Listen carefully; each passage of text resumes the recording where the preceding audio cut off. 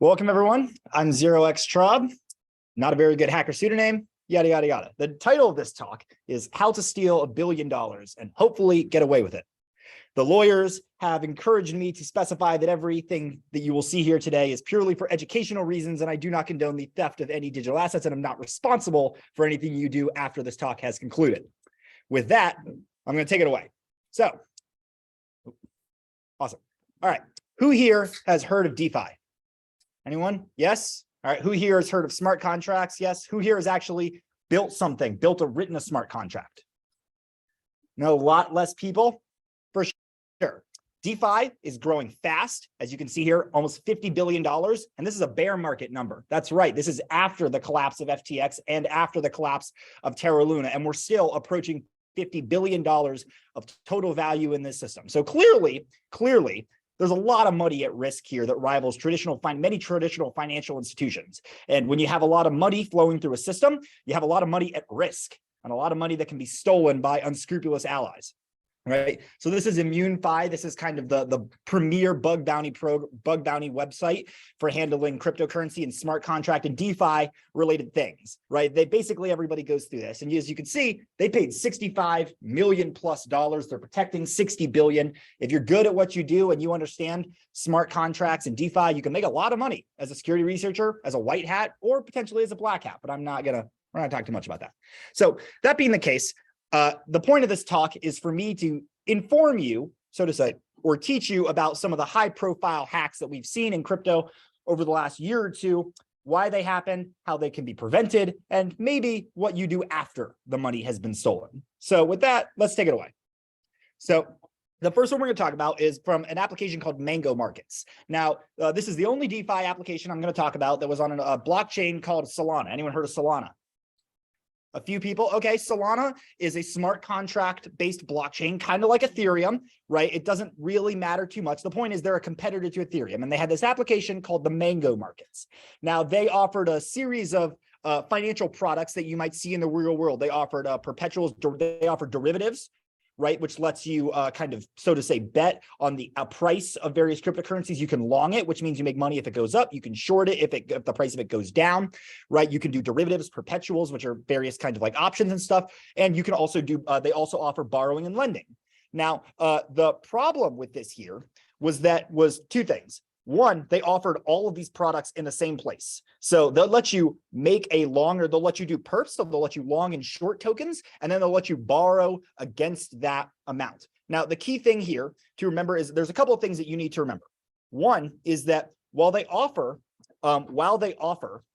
perpetuals, longs, and shorts, that doesn't mean that there's necessarily a high amount of liquidity in this pool. Now, what is liquidity? Liquidity is kind of the idea of how much excess value is there in this pool that allows you to trade fluently without slippage. And you don't have to worry too much about what that is. But the idea is that if there's less liquidity in the pool, it makes it much easier to swing the price, right? So remember that price is a reflection of who buys and who sells, right? If there's less liquidity, so less people are buying and selling, then any sufficiently large trade can increase the price, right? So if I have $1 billion and I buy, some penny stock, the price of that penny stock is going to go through the roof, right? Pretty easy to follow. The question is, what do I do with that information, right? So they'll let me, Mango Markets was interesting insofar as they'll let me borrow against the profits that I make on that platform. So I want to trade, let's just take the Solana token, right?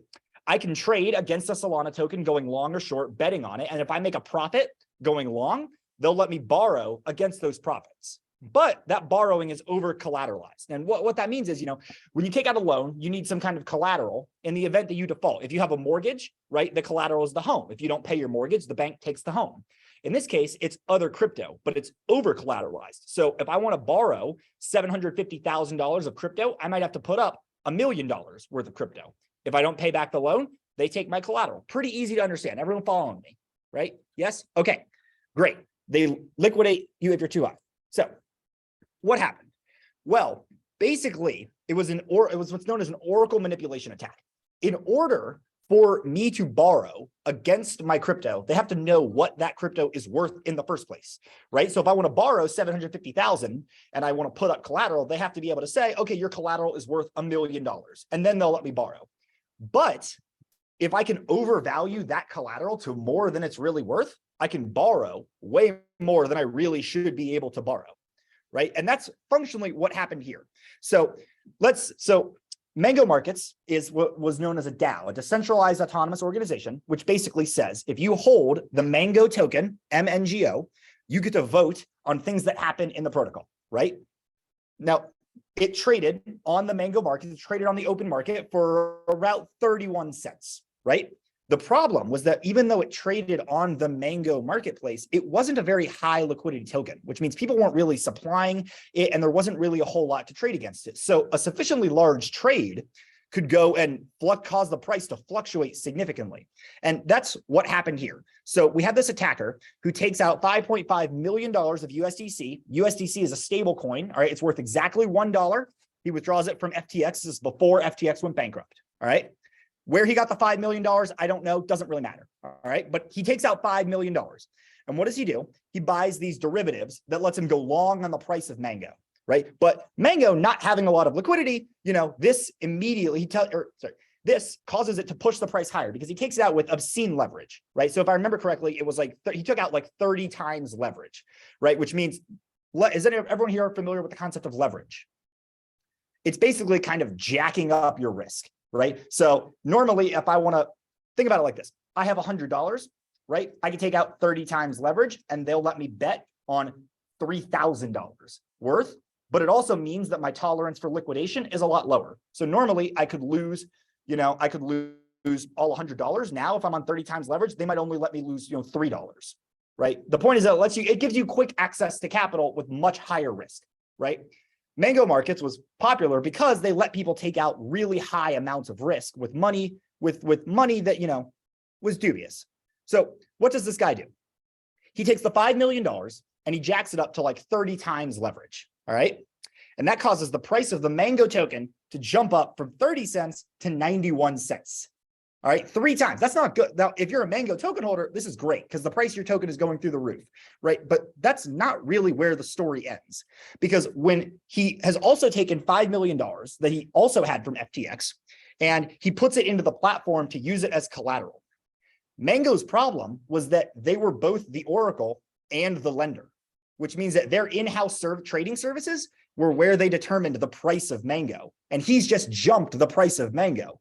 So his collateral, what was normally worth, let's just say like $5 million, because he's jumped the price 3 times at 30 times leverage, the system now thinks it's worth $430 million. All right. So even though he really only has X amount of money, the system thinks his collateral is worth like 100 times what it is actually worth. And because they think it's worth more than that, they're going to let him borrow way more than he should be allowed to do. So at a normal rate of 115 million USDC collateral, he might only be able to borrow, let's just say, I don't know, like 70 million, right? But he has given them 115 million of collateral. So they can just take his 115 million if he can't repay the loan.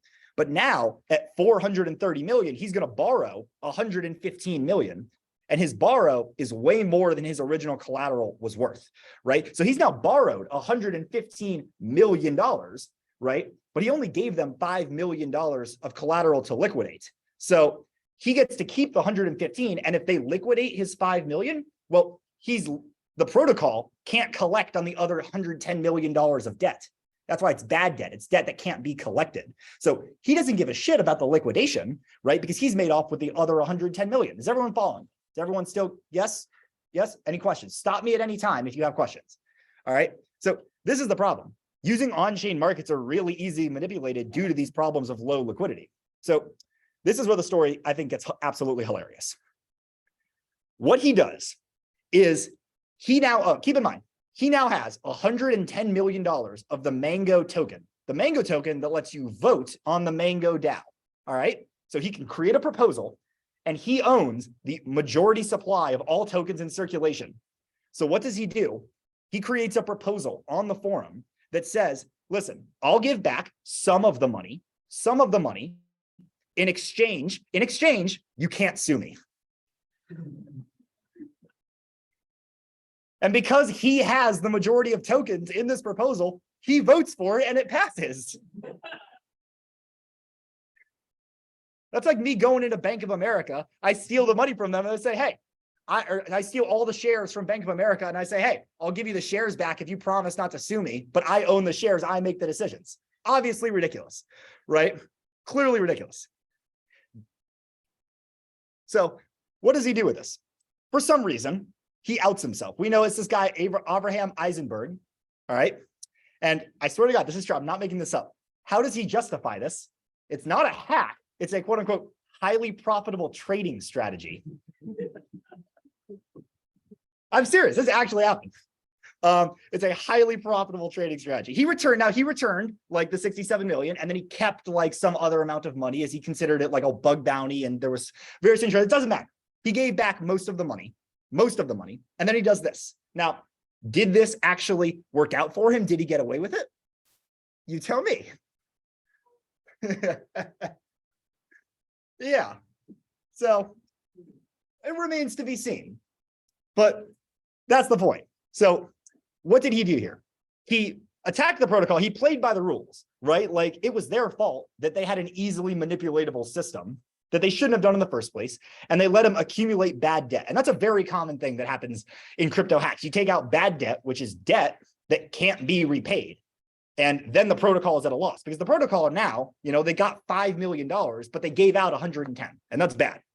So that's a really interesting kind of niche case. It's something that we see in crypto that we don't see in traditional financial markets because traditionally financial institutions don't offer both of those products. Like Bank of America will give you a loan, but they're not the clearinghouse for various trades and derivatives. You got to go to separate places and there's external agencies that handle prices. And that's why we don't see these kinds of things. Now, there are various financial crimes and scams, and I'm not going to get into that, but that's a uniquely crypto related problem. What did they get them on? Market manipulation. It's exactly what he did.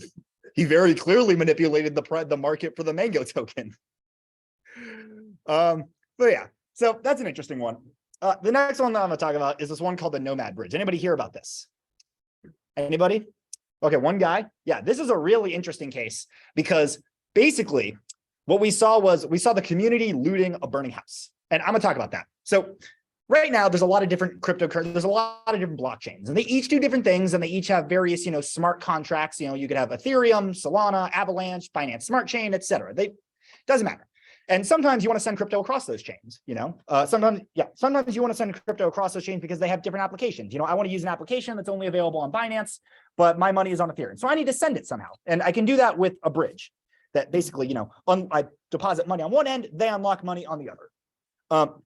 Now, a couple of things you need to remember is that while contracts are generally immutable, smart contracts are generally immutable, but there are some workarounds. And don't worry too much about what this term upgradable proxy means. Just it's a workaround that allows contracts to kind of upgrade their logic. The problem with this is that it has to be initialized first. So they deploy a contract and then they have to say, all right, we've deployed it. Here are the configuration parameters, right, for you to be able to use this smart contract. And it did that by using Merkle proofs. Everyone know what a Merkle tree is? Some people, yes? Okay. A Merkle tree is it's a proof system, right? That's all you really need to know. It's a proof system that has some root at the top, and then you submit a proof that you're underneath the root. Don't worry too much about it, right? But the idea is that you can prove something based on what the root is. So a different root means if you can prove something under root A, you might not be able to prove it if the root changes to root B, right? When they initialized the new contract, they have to set this root, all right? The problem is they didn't do this correctly, all right? So who knows what a hash map is? Okay, most people, right. Now, in some languages, if you try to call a value in a hash map that doesn't exist, you might get an error, right? I think like C does that, right? Okay, pick your favorite language that uses hash maps. In a lot of places, if you try to pick a value in a hash map that doesn't have a value there, you get an error. Solidity, the language on Ethereum, smart contracts, doesn't do that. It doesn't give you an error. It just returns 0, all right? It just returns the empty string, which is just a whole bunch of zeros, okay? Now, when they initialize this contract, they're supposed to set it to something non-zero, right? But they didn't have a check that when they were configuring it and initializing, the root was 0. So they didn't do a check for a proper input, and they accidentally set the root to 0. So what happens? When I would go to withdraw money from their smart contract, I would provide some kind of proof. and then it would check that proof against some value in a hash map, right? But if my proof didn't exist, and it wasn't in the pre-approved list, well, then that hash map value would just be 0. And so my proof, right, would return the same value as the root. So now I can submit any invalid proof and it would consider it valid because they configured it incorrectly, right? That was the problem. Normally, you're supposed to have a valid proof to withdraw money. When you wanted to withdraw, you have to give a proof, some kind of proof that you deposited money in the first place. But because they configured it incorrectly, it did the opposite, and a valid proof would get rejected and an invalid one would get accepted. So what happens? Anybody who asks for any money with an invalid proof, which is anything at all because you didn't deposit in the first place, so every proof you could generate is invalid, gets accepted. Anybody can get any money they want. So what do people do? Exactly that. They start asking for money, and the bridge gives it to them. And so we see this mass looting of people that are just asking for funds, and it's just giving out the entire thing to everyone, right? So like this guy right here, no idea who he is, definitely didn't deposit anything. He just asked for $40 million and they just gave him $40 million. All right. This guy just asked for $1 million. They just gave him $1 million.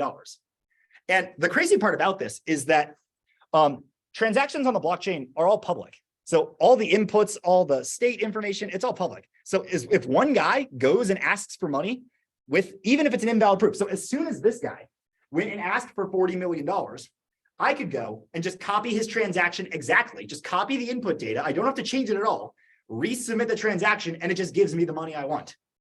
So everybody that like caught wind of this over the span of a couple of hours, right, just started copying transactions and took the money, which is like ridiculous, right? It's literally people are looting a burning house where everybody's just asking money and all the value is just leaving out of the platform, right? See? Right, up and up and up, it's gaining more value. Cross-chain bridges are great. Boom, hack 0. Immediately. Horrible, hilarious. So that's misconfiguration is the point I'm trying to make. It's not an issue that's exclusively relevant to Web 2, to our traditional. It happens everywhere. And you got to be careful. You got to have checks for these kinds of things. And it shows that there are a lot of analogs in the security world between what we know in our current world with centralized service providers and databases, and even in a decentralized world of applications, there are still sometimes centralized elements that can fail. And you got to be wary of that. So this is the next one. This is Poly Network. They're another cross-chain bridge. If you're starting to see, Poly Network, another cross-chain bridge, definitely a pattern here. All right. This one was similar to Nomad, except it did something a little bit different. Now, it didn't use a proof system, but it had a different flaw, that it would let you do an arbitrary callback on delivery. What does that mean? Well, remember, smart contracts can call other contracts, and then those contracts can call other contracts and daisy chain it on and on, right? The flaw with Poly Network was that they would let you specify a contract to call on the destination chain. So I want to move some funds from Binance Smart Chain to Ethereum, right? With my request to move the funds, I also specify, hey, Poly Network, I want you to call, this smart contract, this other smart contract with these parameters when the funds have been unlocked, right? Sounds pretty great. It lets you do some arbitrary logic that maybe your application might need, or maybe trigger some kind of event handlers. It sounds good. The problem for this was that they didn't validate the input of what the user actually wanted. And specifically, they didn't do proper access control. All right. So Poly Network had a whole bunch of contracts. It was a complicated system. They had one contract that handled the execution of these requests and one contract that actually held all the funds that were yet to be released, right? So contract A and contract B. All right. The problem here was that they didn't bother to check that contract A was calling contract B, right? And that's not good, because you don't want the user to be able to make a request to the vault to give them funds. That should come from another source, right? So, right? Contract B. So contract B is the storage contract, right? It's the vault where all the money is held. And while it does have, some kind of access control, it says, only certain people and certain contracts can make requests to this vault to release funds. And that sounds good. But the problem was that one of those contracts was the entry point contract A that the user was allowed to invoke arbitrary execution on. So they did have some good things. They had a whitelist of who was allowed to interact, but they were giving regular users access to privileged functionality on one of those whitelisted contracts, which is not good, right? They allowed A to execute super user functionality on B. The super user functionality being the super user functionality being the ability to, do things like release funds and change the whitelist itself, right? So what does this guy do? He has A make a call to B, all right? And he says to B, so this is right here. It says require utils that is contract of the to contract, all right? So the only check that Poly Network did was that the contract, the address that you want to call is a contract. It's some contract, any contract in the world, but it is a contract. They didn't bother to check that it was a blacklisted contract. They had a whitelist, they didn't have a blacklist. And that was their problem, because I can make any call I want to any contract as long as it is a contract, including the vault, to let me change admin functionality. So what does he do? Yeah. So what does he do? He says to B, hey, I'm the super user. Why don't you change the withdraw keys, right? You change the super user to some external address that I own. And he makes himself the admin. He makes himself the admin of the vault, right? So while the admin before was, something Poly Network owned, now he's made it himself. He owns the vault and he just takes all the money out. Super easy. All he had to do was send one valid message for any amount of money to the destination chain and it would execute. So he wants to send 1 cent or $1 across the chain. That's fine, because on the other end, it's going to make that request and give him admin functionality on the vault. And then he just makes a second transaction and withdraws from the vault. He's taken all the money on all the chains, right? On Ethereum, he stole, I don't know, you can add those up yourselves, but it's a lot of money. He does it on BSC, he does it on Polygon. It all adds up $611 million. That's a lot of money. It's a lot of money, right? So, well, what's the solution here? Well, it's input validation, right? It's like they did some forethought, which was like, the user shouldn't be able to call a contract that doesn't exist because that would throw in error, right? And they had proper whitelisting on the vault that said, only certain people should be allowed to do it, but they didn't think properly about what users were actually going to do and what the consequences of that might be. So whitelists and blacklists, a good security system has both, and you got to properly validate your input from the users, or just don't trust it. All right, this is the last one I'm going to talk about, at least for now, and it's the Ronin network. Now, anybody heard of Axie Infinity? Anybody? It was a game? No? All right, it was a game based on Ethereum. It had some off-chain components, but in general, a lot of the information, I think it had something to do with cards. I'm not entirely sure. I didn't play it. But a lot of their information was stored on the chain. All right. Now, anybody who knows anything about Ethereum knows it's not particularly very fast and it can get kind of expensive, right? So in February of 21, the price of Ethereum was really high. I think it was like $4,000. It was like $4,000, and the transaction fees to use Ethereum were through the fucking roof. All right. It was costing people hundreds of dollars to make transactions. If you're trying to run a game, right, that requires people to, play your game, you got to convince people to pay those transaction fees, and they don't want to. So what do? They migrate to a side chain, which is a different chain. It's like Ethereum, but it runs on a different consensus mechanism. Now, consensus mechanism is the way that kind of the blockchain operates, where different actors, reach an agreement on various transactions and the state of the network. In Ethereum, right, it's about 500,000 different entities running nodes. So there's about 500,000 nodes on Ethereum that are all communicating in real time to achieve consensus on the validity of transactions and the state of the chain, right? The problem with that was that it's slow and requires all 500,000 validators and nodes to come to an agreement on what is going on. And the more people you have, the slower it gets, right? So what does Axie Infinity do? They say, okay, well, instead of 500,000, let's just have 9 people, right? Let's just have 9 nodes that are run by trusted entities. Maybe they have some kind of a bond or some mechanism. And then if they're only 9, right, those people can run, super duper hardware, data center grade, high transaction throughput, and everything will be super fast and the transactions super low, right? Makes sense. The problem with that is that now to do something invalid, instead of 250,000 validators, because in crypto, it's about a 51% attack, right? Instead of 250,000 validators to do something malicious, you only need 5. right? Because if you own 51% of the network, you get to make decisions about what is valid and what is invalid, right? An actor who owns 51% of the nodes can confirm transactions that are invalid. They can forge proofs. They can do all kinds of things because they decide, because they are in control of the consensus mechanism. So that's not good, right? Having 9 people in control of $620 million, not good, right? The even bigger problem was the company Sky Mavis controlled 5 out of these 9. All right. So now we've really got 5 people. All right. We've got 5 people. One of them is 5. So one person is capable of controlling the entire network and rejecting transactions, rejecting ones that are valid, accepting ones that are invalid. That's not good, right? Why did they do this? Well, they did it because in November, they were backed up again with more transactions they couldn't fill because the fees were too high. So they said, okay, instead of 9 people, let's give control of another 4 validators to the company, right? And then, we're trustworthy. It's our game. We're not going to do anything bad with it, right? You could trust us, right? So Sky Mavis, the company controls 5 of them.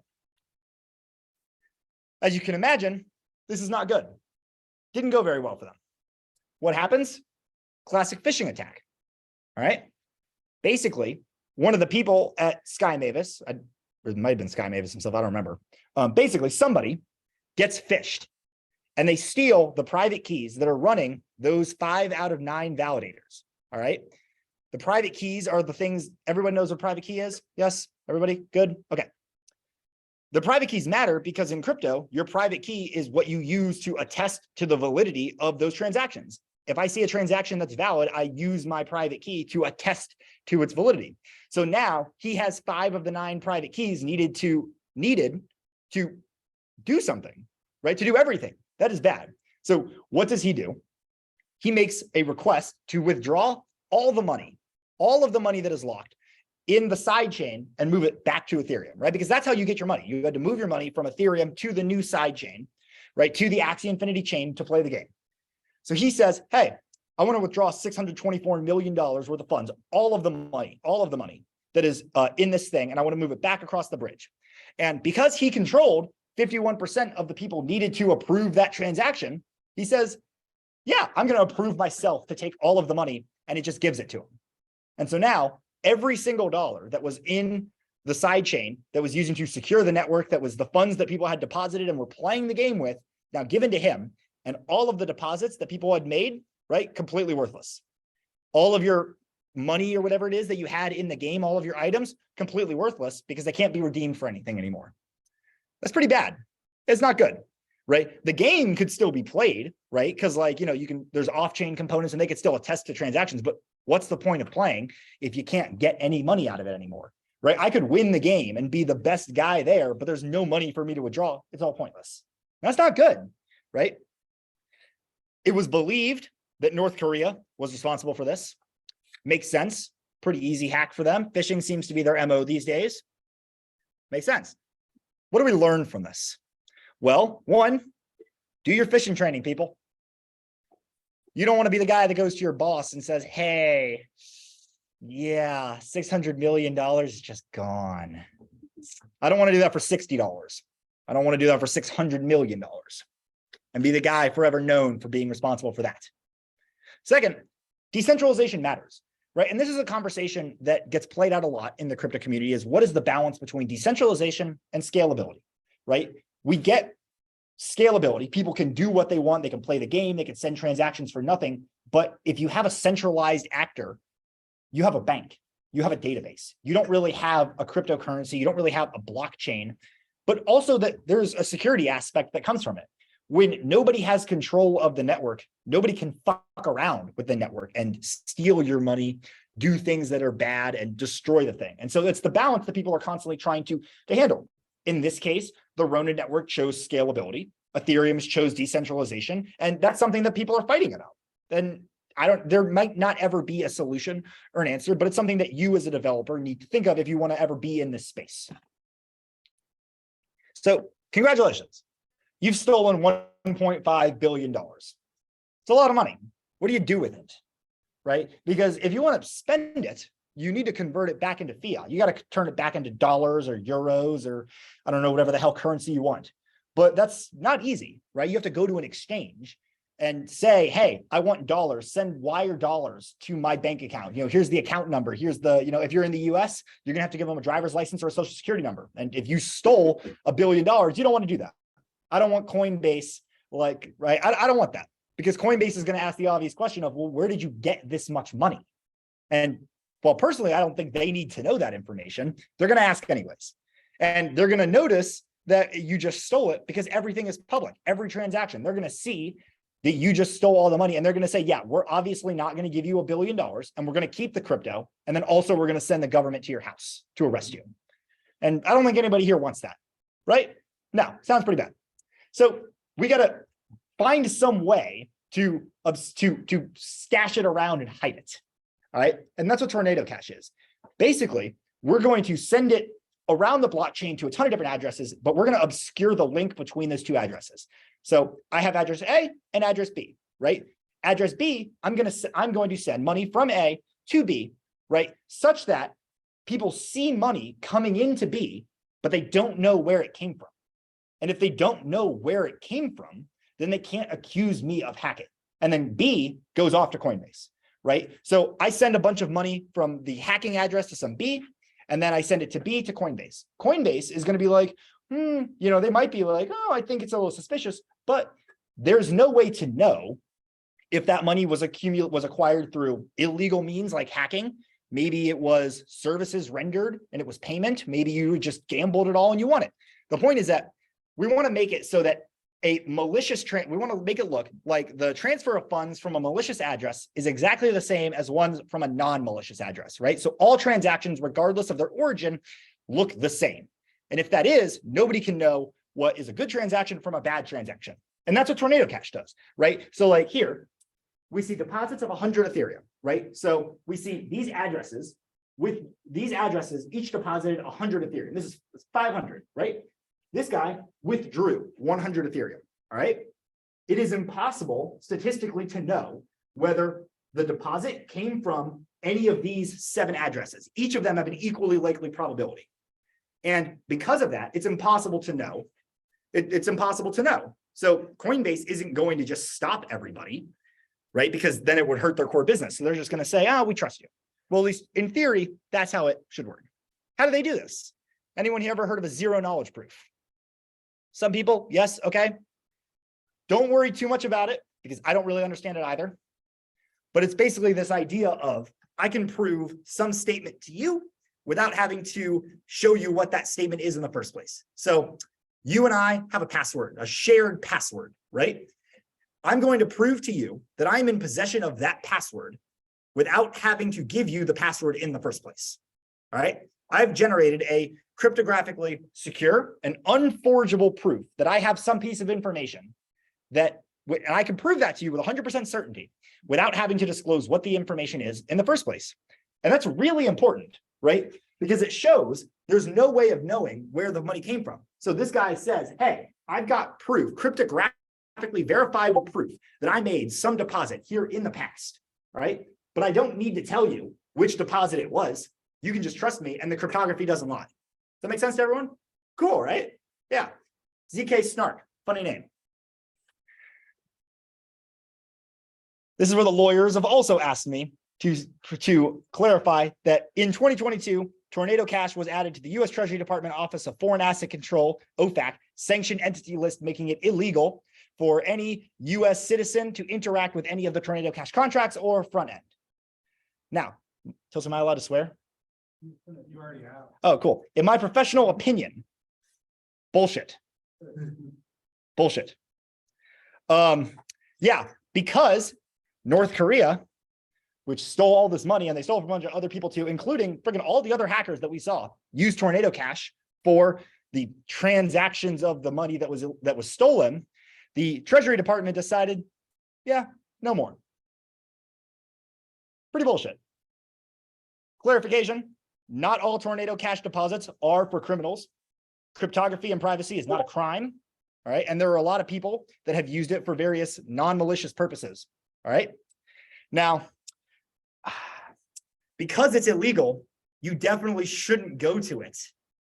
All right. And so you should know that like this address here, you definitely shouldn't go to this web address, right? You definitely shouldn't visit it at tornadocash.eth. That would not be good. You definitely shouldn't go. And you definitely shouldn't read about how it works at this right there. Yeah, no, you definitely shouldn't do that.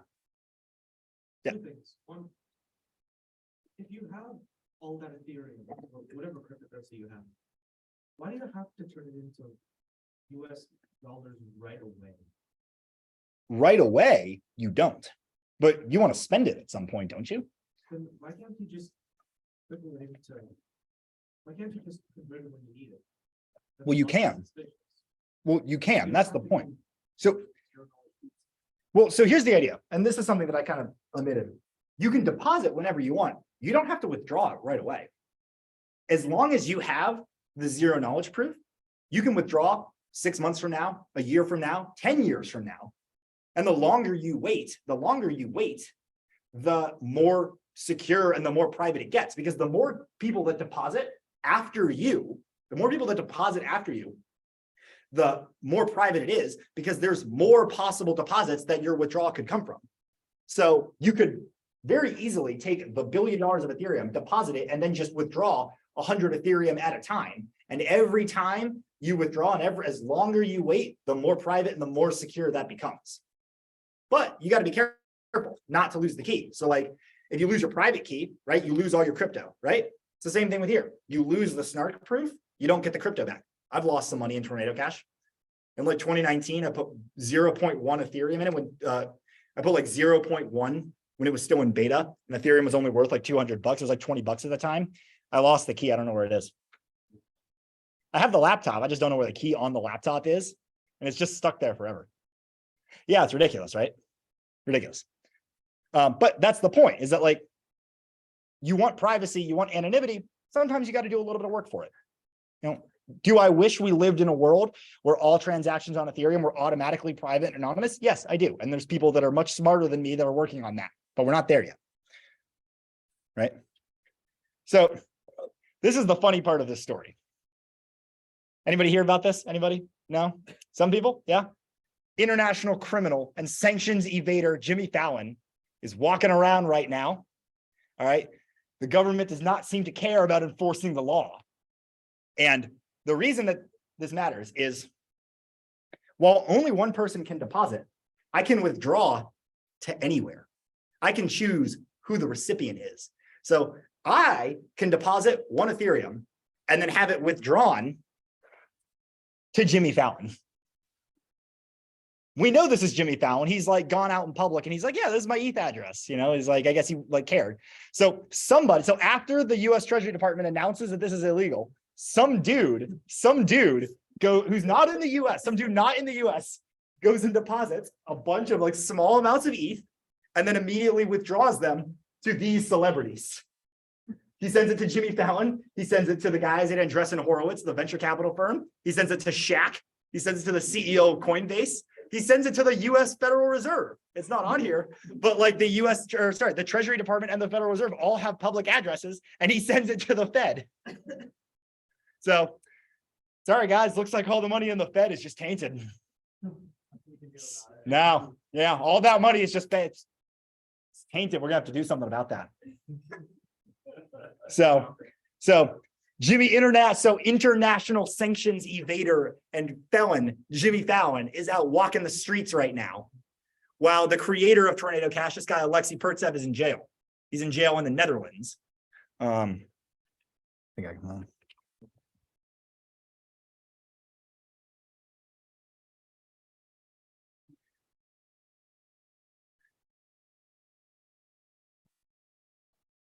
Right, this guy. All right, he's around here somewhere. This guy, Alexei Pertsev, right? He was arrested 3 or 4 months ago in the Netherlands. He has not been charged with a crime, but he is sitting in jail because under the law of under Dutch law, he doesn't have to be charged with a crime for up to like 6 months, right? So he's just sitting in jail, hasn't been charged with anything, but they're holding him under suspicion of violating sanctions because he wrote open source code. Does that seem fair to anybody? No? Yeah, fucking bullshit. Piece of shit. Ridiculous. Like I said, Jimmy Fallon, international criminal, walking the streets. Alexei Pertsev, still in jail. That's not justice. Is he going to get out? I don't know. I hope so. So yeah, so as you can see, this whole situation is quite ridiculous. And it's also non-enforceable. Because like I said, we don't know who these people fucking are. Right? Like, well, you can't see it, but like, who the hell is this guy? Right? How are you going to enforce that? You can't. Ridiculous. All right. So, end of rant about Tornado Cash. To get back on point, smart contract hacking and crypto, DeFi, like related security issues are very clearly very big, right? So this is just 17, the top 17 people on this leaderboard, the rec.news leaderboard, $4.2 billion were stolen in the last 2 years. That's a lot of money. It's a lot of people that were affected. It's thousands, potentially millions of people, all because of issues that could have been prevented. As you can see, a lot of these people weren't audited, right? Ronin, Polly, it's down here somewhere. Mango, right? These people weren't audited, or things were out of scope. They weren't properly handled, and a lot of people suffered for them. So what do we learn from this, right? Take security seriously. Get audits. Think of the low-hanging fruit. No issue is too small, right? The stakes are high, right? Like I said before, we're at $50 billion in DeFi in the bear market, right? In the bottom after the collapse of FTX. Imagine what it's going to be like 3 years from now when crypto goes back up and Bitcoin is 100,000 or Ethereum is 10,000, how big the ecosystem and the industry could really be, and how many funds are at risk, how many people's livelihoods are at stake, right? Even a minor mistake about something small, a misconfiguration, right? A phishing attempt, right? This guy from Ronin Network, right? The phishing attack, it was a fake LinkedIn job posting. Yeah, somebody sent him a fake job posting and he opened a PDF. He opened a PDF from a fake like job scammer about a job, and they took control of his computer and they took all the money. Yeah, it's easy to laugh, but that's a lot of money over something of a really small mistake, right? Attacks don't have to be complicated. As we've seen tonight, some of the best ones aren't, right? It's misconfigurations, it's phishing attempts. It's, well, in many cases, you get cool ones like mango markets, but it doesn't have to always be that way. We see the same problems in security over and over and over again in Web 1, in Web 2, and now in Web 3, and they're never really going to go away. So how do you get involved, right? There's a lot of things you can do. Learn Solidity, learn DeFi, right? These websites, really cool, right? I think DeFi is just really interesting, right? Bug bounty, competitive audits. This is a great thing. Code Arena and ImmuneFi. So ImmuneFi is a bug bounty. Code Arena is a great thing. It's a competitive audit contest where they run contests. That's like, we're going to announce, you know, they'll say these 500 lines of code are in scope and the contest runs for 3 days, right? Best report at the end of 3 days wins, right? Saloon Finance is a new DeFi protocol that lets people stake money on how secure they think protocols are, right? So that's a new one, right? The idea is, I think a protocol is secure. I put money in, right? If a bug bounty is found, if a valid bug bounty is found, my money goes to the white hat.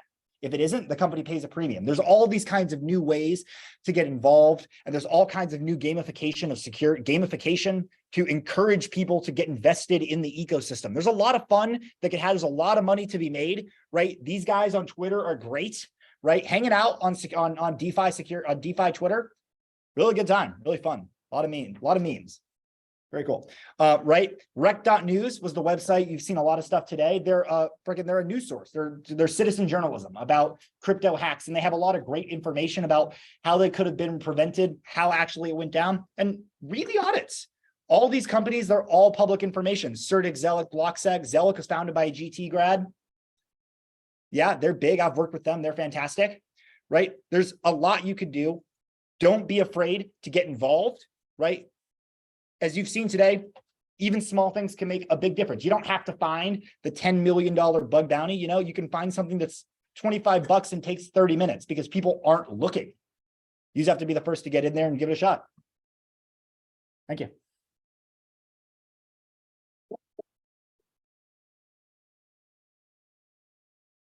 Any questions? All right. Go get them. What time is it? How long is that? How long was I talking for? Like 45 minutes?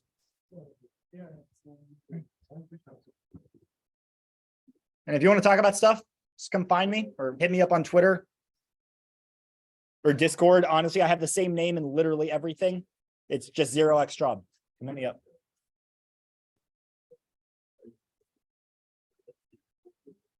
That was really good.